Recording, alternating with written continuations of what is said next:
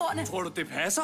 Stella er vores prinsesse. Hvorfor skulle hun lyve for os? Fordi hun er en forkælet lille møgunge, derfor. Og du er allerede klar til at tage min plads, Chimera. Men desværre, dig og dit scepter kan godt pakke sammen nu.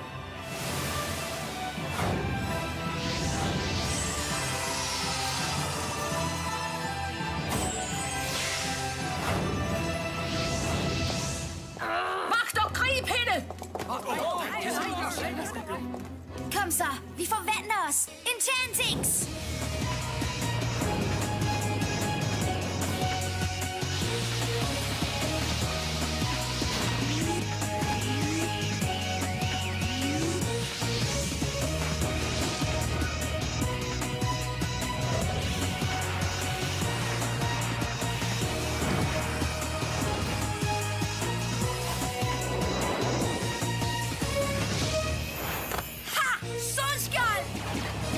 Chimera, du stopper dem!